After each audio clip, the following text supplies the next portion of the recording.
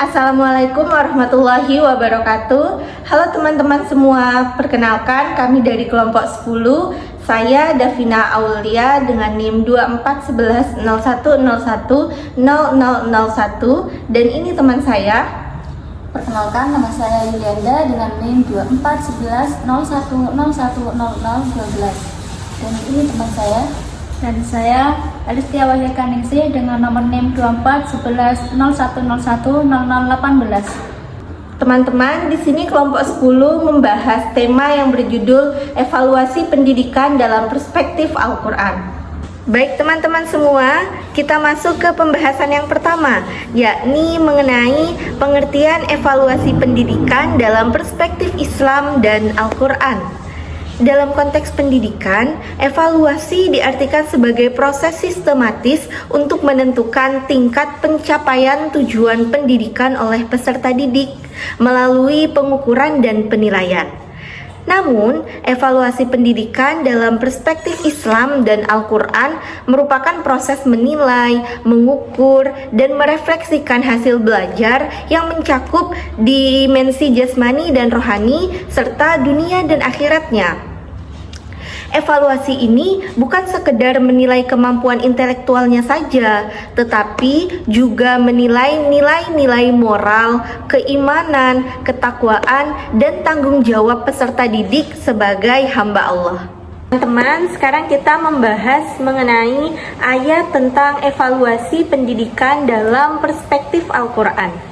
Di sini saya akan membahas Quran surah Az-Zalzalah ayat 7 sampai 8. Mari kita bahas dulu Quran surah Az-Zalzalah ayat 7. Kita baca sama-sama. A'udzubillahi minasyaitonirrajim. Bismillahirrahmanirrahim.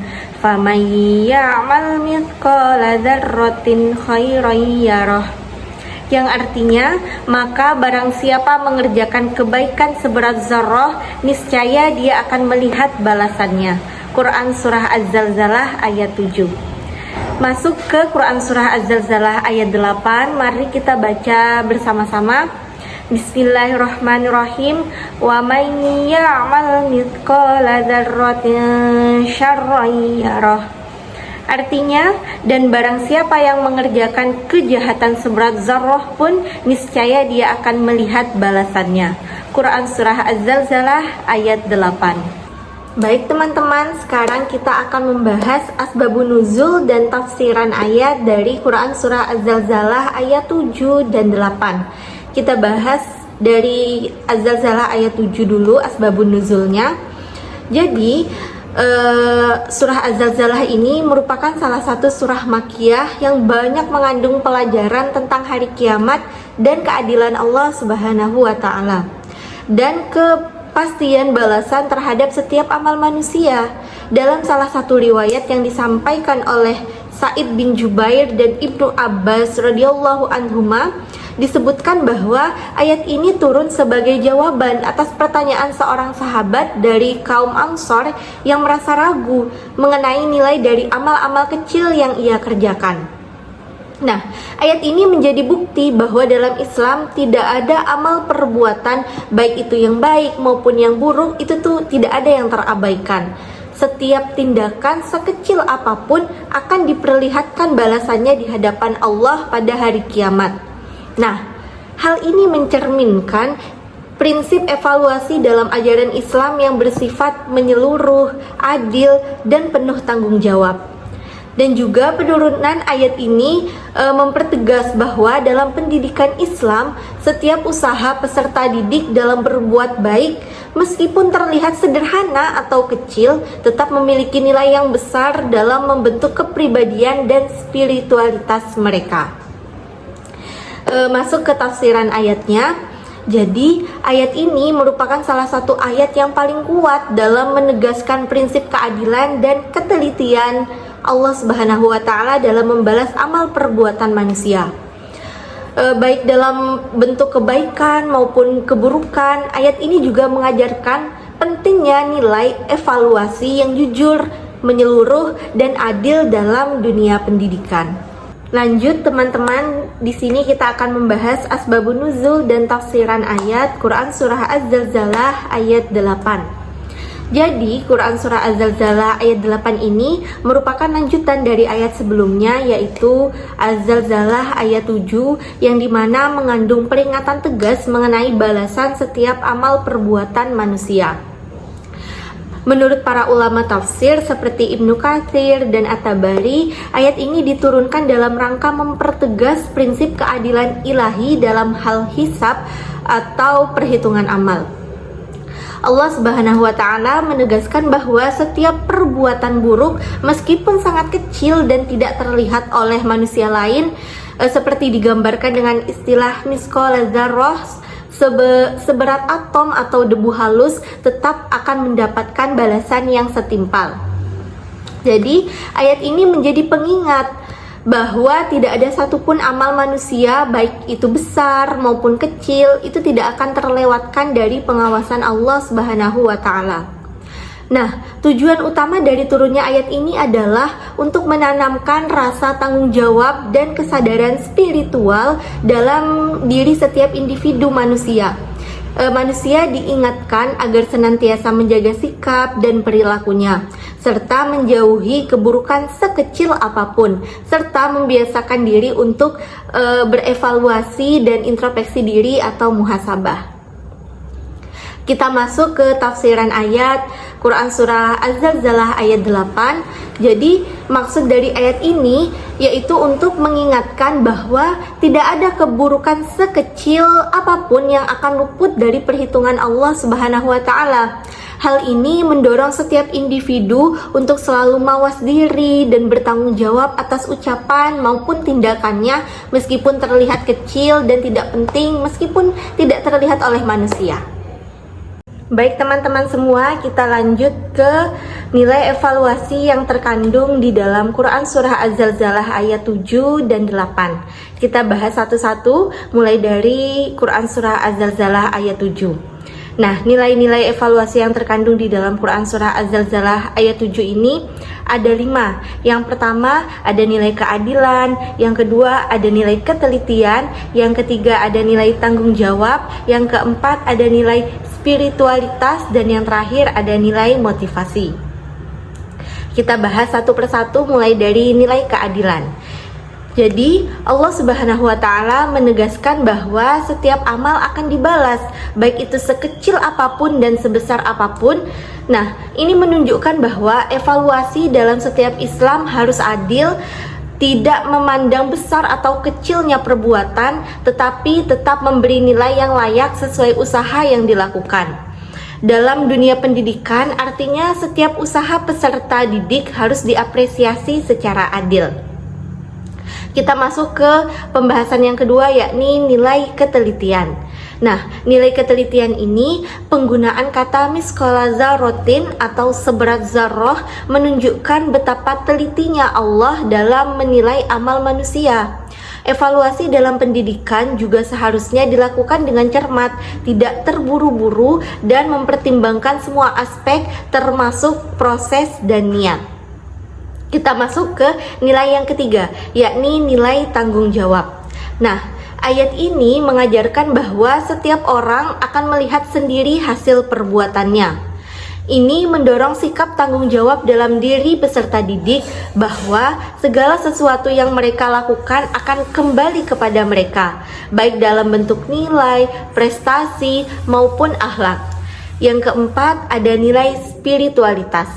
Nah, evaluasi dalam Islam tidak hanya bersifat akademik, tapi juga memiliki dimensi ukhrawi atau akhirat. Kebaikan sekecil apapun bernilai ibadah jika diniatkan dengan ikhlas. Ini mendorong peserta didik agar senantiasa menghadirkan niat yang lurus dalam belajar dan berbuat sesuatu hal. Masuk ke nilai yang terakhir, yakni nilai motivasi. Ayat ini memberi motivasi bahwa setiap perbuatan baik akan dihargai. Dalam pendidikan, ini menjadi prinsip penting agar peserta didik tidak merasa sia-sia dalam berbuat baik atau ketika mendapat hasil yang kecil selama ia mau berusaha. Baik teman-teman, kita masuk ke nilai evaluasi yang terkandung di dalam Quran Surah Az-Zalzalah ayat 8. Di sini ada 4 nilai. Yang pertama ada nilai keadilan dalam menilai. Yang kedua ada nilai ketelitian dan tanggung jawab. Yang ketiga ada nilai kesadaran diri dan moral. Yang keempat ada nilai pembentukan karakter. Kita bahas satu persatu mulai dari nilai keadilan dalam menilai. Jadi Allah menilai setiap perbuatan manusia dengan adil, bahkan yang sangat kecil sekalipun. Ia menjadi pelajaran bahwa dalam pendidikan evaluasi juga harus adil. Artinya setiap kesalahan atau kekurangan peserta didik meskipun kecil tetap harus diperhatikan sebagai bahan pembelajaran, bukan hanya diabaikan. Masuk ke nilai evaluasi yang kedua, yakni ketelitian dan tanggung jawab. Jadi ayat ini menunjukkan bahwa Allah sangat teliti dan tidak ada amal yang terlewat, baik itu besar maupun kecil. Dalam pendidikan, guru atau pendidik juga harus melakukan evaluasi dengan penuh ketelitian dan tanggung jawab. Tidak hanya menilai aspek pengetahuan, tetapi juga sikap dan perilaku siswa. Kita masuk ke nilai yang ketiga, ada kesadaran diri dan moral. Jadi ayat ini mendorong manusia agar selalu berhati-hati dalam berbuat, karena sekecil apapun akan dibalas. Dalam konteks pendidikan, ini bisa melatih siswa untuk memiliki kontrol diri dan kesadaran moral agar tidak melakukan kesalahan meskipun tidak dilihat orang lain. Baik teman-teman, masuk ke nilai yang terakhir, yakni ada pembentukan karakter. Jadi evaluasi atas perbuatan buruk dalam Islam bukan untuk menghukum, tetapi untuk memperbaiki diri. Dalam pendidikan Islam, kesalahan peserta didik seharusnya menjadi bagian dari proses pembentukan karakter, sehingga mereka bisa belajar dari kesalahan yang sebelumnya. Baik teman-teman, mungkin itu saja. Kita lanjut lagi ke implementasi evaluasi pendidikan dalam pembelajaran yang ditanamkan Quran Surah Az-Zalzalah ayat 7 sampai 8. Nah, implementasi nilai-nilai Quran Surah Az-Zalzalah ayat 7 sampai 8 dalam evaluasi pendidikan dapat dilakukan dengan cara yang pertama, kita sebagai guru memberikan perhatian pada setiap usaha kecil yang dilakukan peserta didik dalam belajar, seperti berani untuk bertanya, usaha dalam mengerjakan tugas meskipun hasilnya belum sempurna, dan kita itu mengapresiasikan keberaniannya. Yang kedua, kita bisa menilai proses pembelajaran bukan hanya dari hasil akhir, sehingga peserta didik merasa dihargai dalam setiap langkah usaha yang ia lakukan. Langkah yang selanjutnya, kita sebagai peserta didik bisa menekankan nilai-nilai kejujuran, tanggung jawab, dan introspeksi diri atau muhasabah kepada peserta didik dengan mengingatkan bahwa setiap amal baik maupun buruk akan selalu mendapat balasan dari Allah Subhanahu wa Ta'ala. Nah, dengan menerapkan prinsip-prinsip nilai-nilai yang ada di dalam Quran Surah Az-Zalzalah ayat 7-8 ini dalam evaluasi pendidikan, guru tidak hanya menjadi pengukur prestasi belajar saja, tetapi juga menjadi pembina karakter dan pembimbing spiritual peserta didik. Evaluasi yang dilakukan bukan hanya menilai angka di atas kertas, tetapi juga menjadi proses pembelajaran yang mendidik, membina, dan memotivasi peserta didik dalam kebaikan dan akhlak mereka. Baik, di sini saya akan menjelaskan ayat tentang evaluasi pendidikan dalam perspektif Al-Quran. Terdapat surah Al-Baqarah ayat 31 sampai 32 yang berbunyi, wa'allama Adamal asma'a kullaha thumma aradahum 'alal malaikati faqala ambi'uni bi asma'i haula'i in kuntum shadiqin, yang artinya, dan dia ajarkan kepada Adam nama-nama benda semuanya, kemudian dia perlihatkan kepada para malaikat seraya berfirman, sebutkan kepadaku nama semua benda ini jika kalian yang benar. Surah yang ke-32 yang berbunyi, qalu subhanaka la ilma lana illa ma 'allamtana innaka antal alimul hakim, yang artinya mereka menjawab, Maha suci Engkau, tidak ada yang kami ketahui selain apa yang telah Engkau ajarkan kepada kami, sungguh Engkaulah Maha mengetahui, Maha bijaksana. Selanjutnya yaitu Asbabun Nuzul dan tafsiran ayat. Surah Al-Baqarah ayat 31. Asbabun Nuzulnya adalah hal ini merupakan sebutan yang dikemukakan oleh Allah Subhanahu wa taala. Di dalamnya terkandung keutamaan Adam atas malaikat berkat apa yang telah dikhususkan oleh Allah baginya berupa ilmu tentang nama-nama segala sesuatu, sedangkan para malaikat tidak mengetahuinya. Hal ini terjadi sesudah para malaikat diperintahkan untuk bersujud kepada Adam. Sesungguhnya bagian ini didahulukan atas bagian tersebut yang mengandung perintah Allah. Dengan ketidaktahuan para malaikat tentang hikmah penciptaan khalifah yang di saat mereka menanyakan hal tersebut. Tafsiran ayatnya yaitu, ayat ini menerangkan bahwa Allah mengajarkan kepada Adam nama-nama, tugas dan fungsinya sebagai nabi dan rasul. Tugas dan fungsinya sebagai pemimpin umat manusia memang makhluk yang dapat dididik, bahkan harus dididik, karena ketika baru lahir, bayi manusia tidak dapat berbuat apa-apa. Anggota badan dan otak serta akalnya masih lemah. Tetapi setelah melalui proses pendidikan, bayi manusia yang tidak dapat berbuat apa-apa itu kemudian saja dapat dilakukan manusia. Selanjutnya Asbabun Nuzul dalam surah Al-Baqarah ayat 32. Ayat ini adalah bagian integral dan narasi penciptaan Adam dan penunjukan Adam sebagai khalifah di bumi, yang diawali dari surah Al-Baqarah ayat 30. Kisah ini diturunkan untuk memberikan pelajaran dan menegaskan beberapa hal penting kepada umat Islam. Yang pertama, kemuliaan ilmu dan kedudukan manusia. Ayat ini menunjukkan bahwa Allah Subhanahu wa taala mengaruniakan ilmu kepada Adam yang tidak dimiliki oleh para malaikat. Yang kedua, kepatuhan dan pengakuan malaikat. Jawaban malaikat dalam ayat ini menunjukkan sikap kerendahan hati, kepatuhan, dan pengakuan total mereka terhadap keesaan ilmu dan kebijaksanaan Allah Subhanahu wa taala. Yang ketiga, hikmah di balik penciptaan khalifah.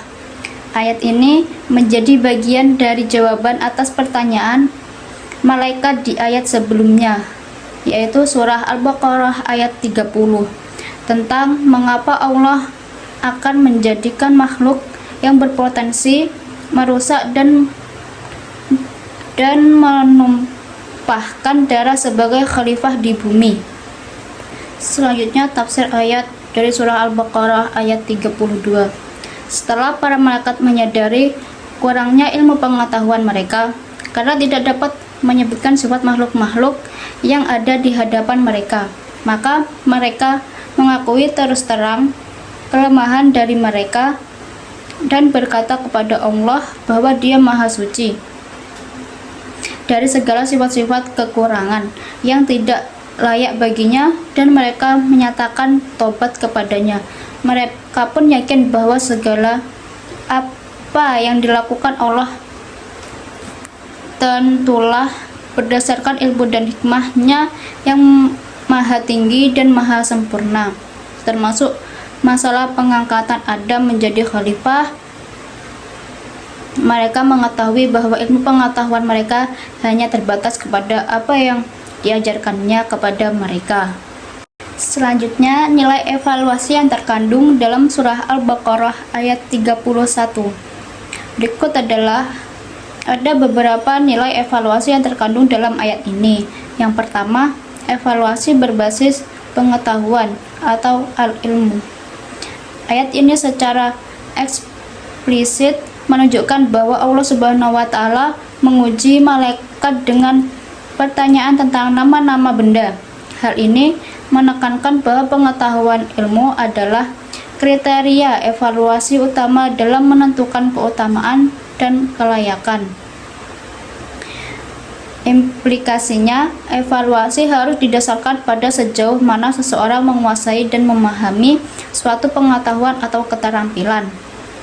Yang kedua, evaluasi kemampuan dan potensi atau al-qudrah wa al-toqoh.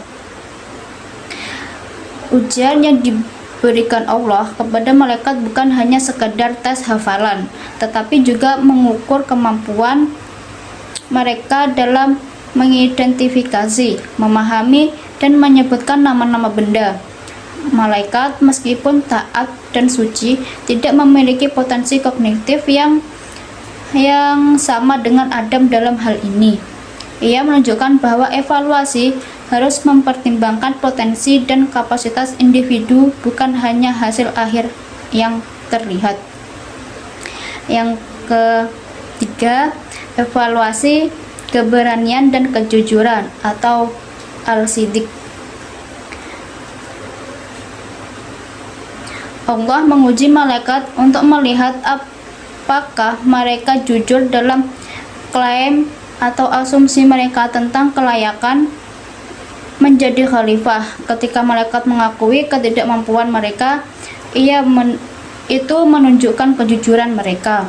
Dalam evaluasi penting untuk menciptakan lingkungan di mana individu merasa aman untuk mengakui keterbatasan dan ketidakmampuan mereka, dan bahwa kejujuran adalah nilai yang dihargai. Yang keempat, evaluasi untuk menguji kelayakan kepemimpinan atau khilafah. Kisah ini merupakan bagian dari dialog tentang pengangkatan manusia sebagai khalifah di bumi. Ujian yang diberikan kepada malaikat dan Adam ini berfungsi sebagai evaluasi kelayakan untuk tugas kepemimpinan tersebut. Allah menunjukkan bahwa ilmu dan kemampuan mengelola pengetahuan adalah persyaratan penting untuk menjadi pemimpin di bumi. Oleh karena itu, evaluasi harus mempertimbangkan kesesuaian individu untuk peran dan tanggung jawab tertentu. Untuk yang kelima, evaluasi keterbatasan pengetahuan manusia dan malaikat serta keagungan Allah. Ketika malaikat menjawab, "Maha suci, Engkau, tidak ada yang kami ketahui selain apa yang telah Engkau ajarkan kepada kami.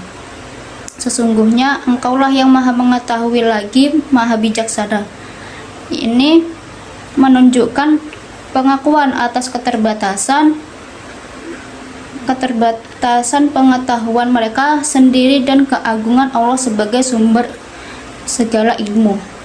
Dalam evaluasi penting untuk menumbuhkan kerendahan hati dan pengakuan bahwa pengetahuan manusia selalu terbatas, serta mendorong semangat untuk terus belajar. Selanjutnya, nilai evaluasi yang terkandung dalam surah Al-Baqarah ayat 32. Dari ayat ini kita dapat menarik beberapa nilai evaluasi yang penting. Yang pertama, evaluasi kesadaran diri dan kerendahan hati atau al-tawadhu. Ayat ini menunjukkan kesadaran diri dan kerendahan hati malaikat. Mereka mengakui keterbatasan pengetahuan serta pengetahuan mereka sendiri dan tidak mencoba-coba menjawab di luar batas kemampuan mereka. Ini adalah nilai evaluasi yang krusial. Kemampuan seseorang untuk secara jujur menilai kapasitasnya dan mengakui area di mana mereka kurang pengetahuan. Dalam konteks evaluasi, ini berarti menghargai kejujuran dalam mengakui kelemahan dari berpura-pura tahu. Yang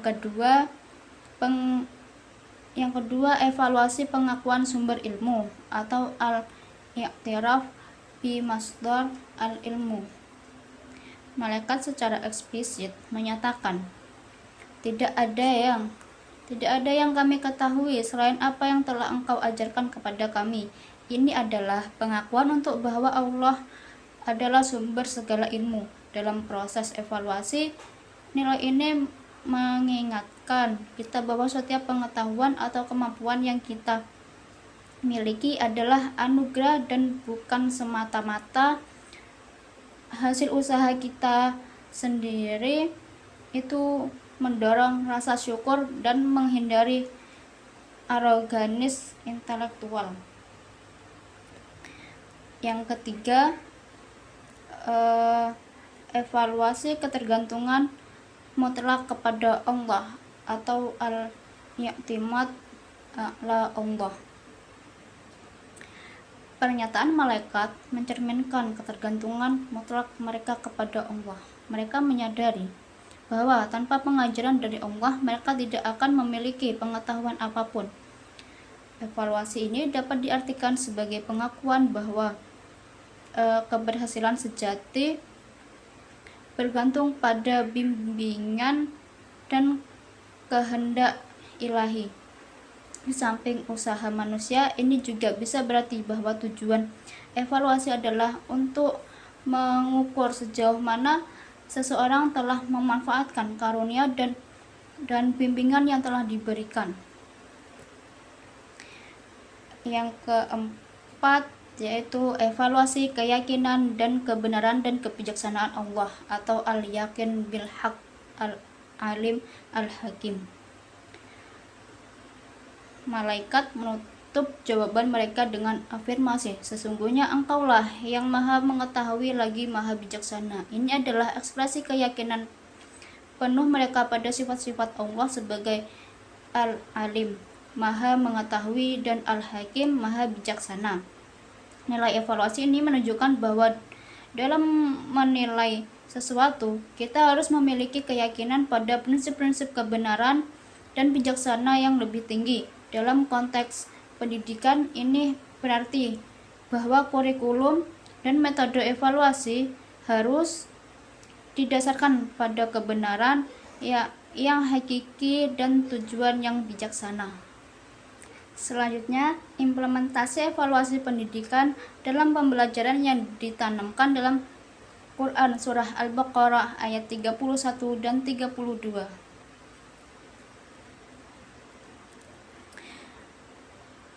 Ayat ini menjadi dasar bahwa evaluasi adalah bagian penting dari proses pembelajaran, sebagai Allah Subhanahu wa Ta'ala menunjukkan bahwa setelah mengajar dilakukan penilaian untuk mengetahui hasil belajar. Ini mengajarkan kepada para pendidik pentingnya, yaitu memberikan materi dengan jelas, melakukan evaluasi yang adil dan objektif, menghargai potensi individu, dan mendorong sikap ilmiah dan rendah hati dalam menuntut ilmu.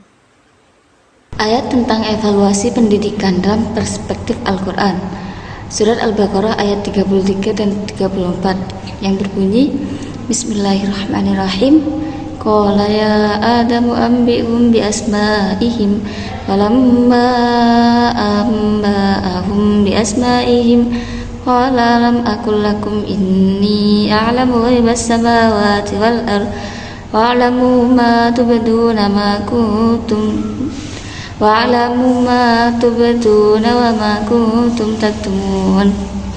Wa idh qulna lil malaikati isjudu li adama fasajadu illa iblis aba wastakbar wa kana minal kafirin. Asbabun nuzul dan tafsir ayat Surat Al-Baqarah ayat 33 menegaskan kelebihan manusia yang diberikan pengetahuan oleh Allah Subhanahu wa Ta'ala, sebuah kemampuan yang tidak dimiliki oleh para malaikat.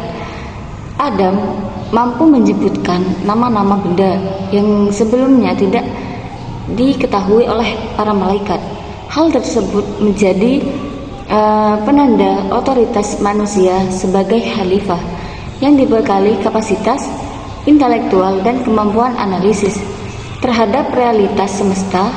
Para ulama tafsir seperti At-Tabari dan Al-Qurtubi menjelaskan bahwa nama-nama yang dimaksud tidak terbatas pada sebutan linguistik terhadap benda, tetapi juga mencakup makna, fungsi, dan hakikat dari ciptaan tersebut.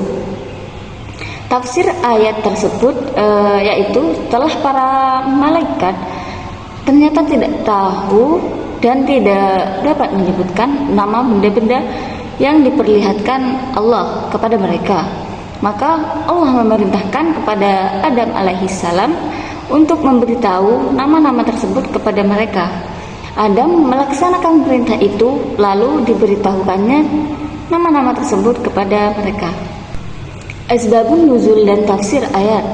Surat Al-Baqarah ayat 34. Surat Al-Baqarah ayat 34 ini merupakan kemuliaan besar dari Allah bagi Adam yang juga dianugerahkan kepada anak keturunannya, di mana dia memberitahukan bahwa dia telah menyuruh para malaikat untuk bersujud kepada Adam. Adapun maksudnya bahwa ketika Allah Ta'ala menyuruh para malaikat bersujud kepada Adam, maka iblis pun termasuk dalam perintah itu. Ibnu Jarir meriwayatkan dari Al-Hasan Al-Basri, beliau berkata, iblis itu bukan dari golongan malaikat. Iblis adalah asli bangsa jin, sebagaimana Adam adalah asli bangsa manusia. Tafsir ayat dari surat Al-Baqarah ayat 34 ini, yang pertama, perintah sujud kepada Adam. Kedua, kepatuhan para malaikat.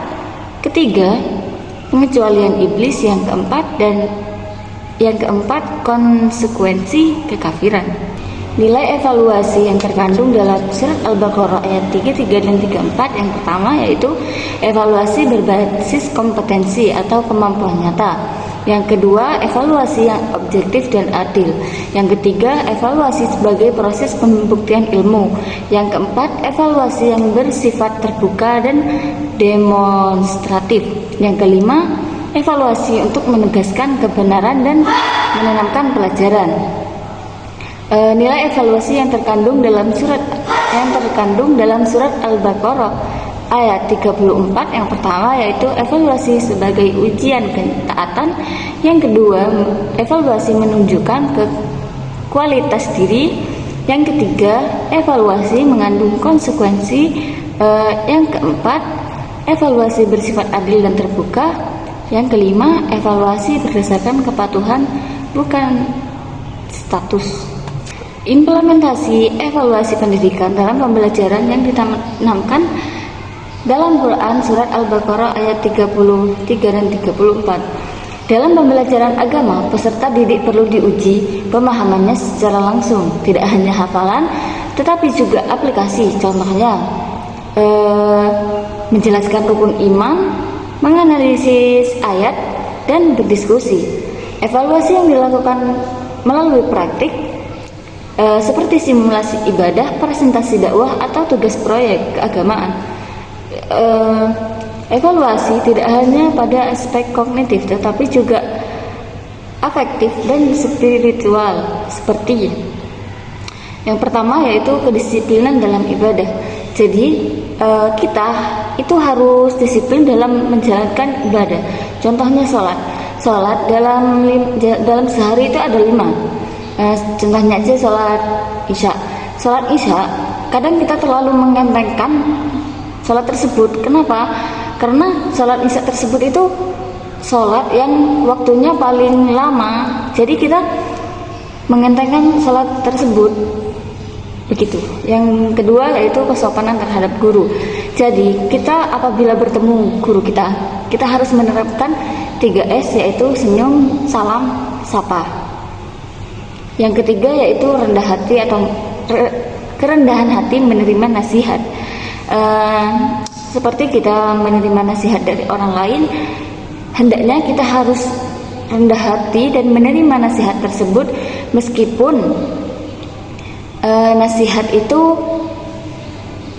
gimana ya, agak kurang bagus lah, cuman kita harus rendah hati untuk menerima nasihat tersebut. Jadi kesimpulannya, evaluasi pendidikan dalam perspektif Al-Quran bukan hanya sekedar nilai hasil akademik, tetapi juga menekankan pentingnya evaluasi yang menyeluruh, adil dan bertanggung jawab. Evaluasi mencakup aspek kognitif, spiritual, dan efektif. Sebagaimana dijelaskan dalam Quran surat Al-Zalzalah ayat 7-8 yang mengingatkan bahwa setiap amal sekecil apapun akan diperhitungkan, dan Quran surat Al-Baqarah ayat 31-34 yang menunjukkan bahwa evaluasi juga harus berdasarkan kemampuan nyata, ilmu, dan sikap rendah hati. Cukup sekian presentasi dari kelompok 10, semoga bermanfaat untuk kita semua. Kurang dan lebihnya kami mohon maaf. Akhirul kalam, wabillahi taufiq wal hidayah, wa ridha wal inayah. Wassalamualaikum warahmatullahi wabarakatuh.